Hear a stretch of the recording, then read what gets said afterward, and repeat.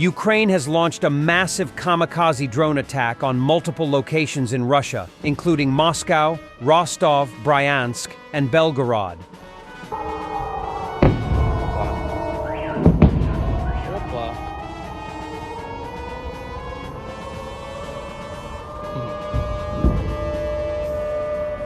Сейчас посыпятся осколки, скорее всего.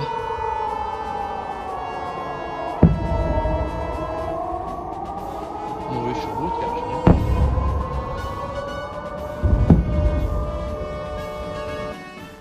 Ukrainian drones are attacking Moscow.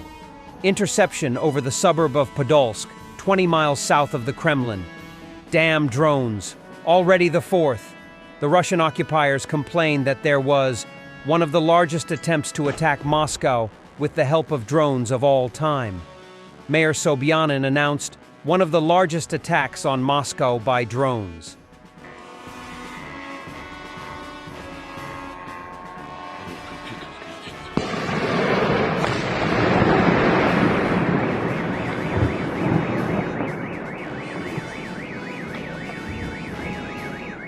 The Ukrainian General Staff reports that last night, Ukrainian naval forces, in coordination with other defense forces, struck a Russian S-300 missile system near Novoshakhtinsk in the Rostov region. Explosions were observed at targeted locations, with the accuracy of the strikes still being assessed, they report. A missile flew in, blew up the air defense, people in the video say.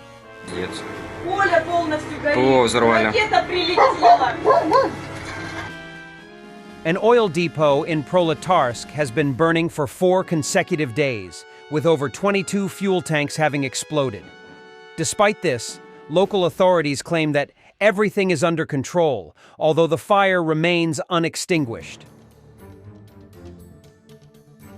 The moment of depressurization of another tank at an oil depot in the Rostov region was caught on video.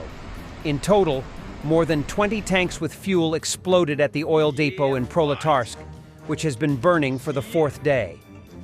Meanwhile, local residents complain that this information is suppressed by local authorities and mass media.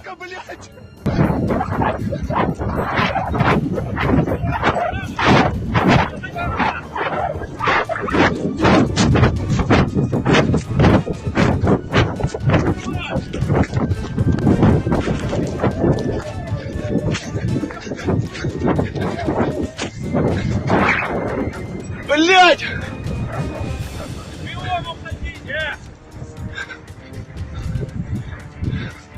Блять, я как-то там, пацаны, ёбаный в рот. Пиздец, блять, там же пацаны! Ебать пришпарило. Ебать! Ukrainian soldiers from the 225th Separate Assault Battalion destroy Russian infantry and a warehouse of ammunition in a house in the Kursk region.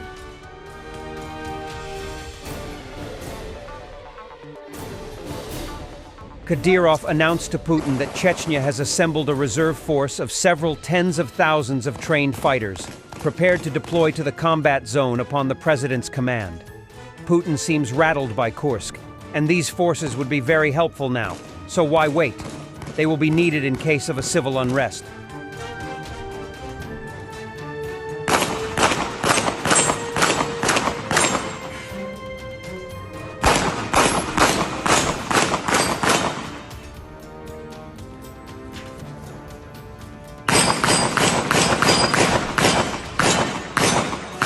Putin visited Chechnya yesterday and told Kadyrov, "We are all infantrymen."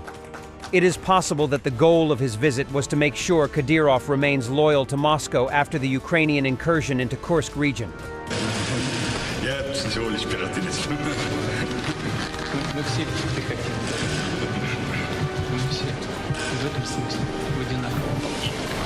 A column of Russian armored vehicles attempted to assault the positions of the 79th Air Assault Brigade, but was detected by the brigade's aerial reconnaissance while still far from their positions. After precise artillery fire and drone strikes took out the lead vehicle, the Russian forces began to retreat in panic. The Russian assault failed before it could even start, and the retreating infantry was effectively targeted by Ukrainian drones.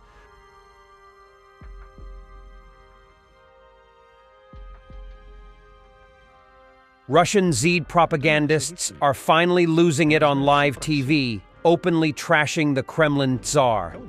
Professor Dmitry Evstafiev, one of the war's biggest cheerleaders, suddenly has regrets.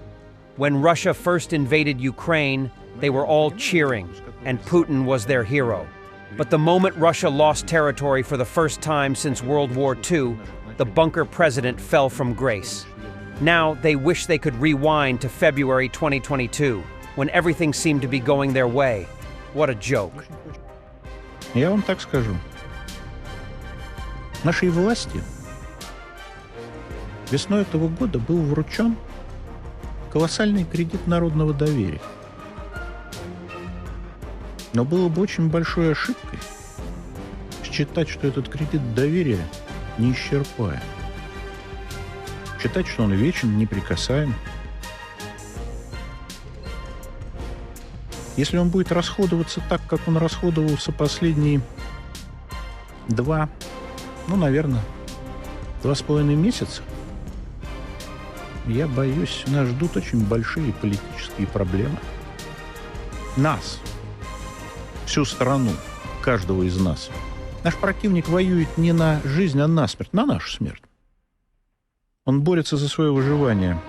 А у нас слишком многие и в политической элите, и вокруг нее исходят из того, что главная задача — вернуть все в 21 февраля. Я опять не оговорился. Не в 23 и не в 24, в 21. В момент признания Донецкой и Луганской Народной Республикой России в качестве независимых государств. Что-то, конечно, из завоеванного оставить. Крым, там многие купили себе поместье. Так.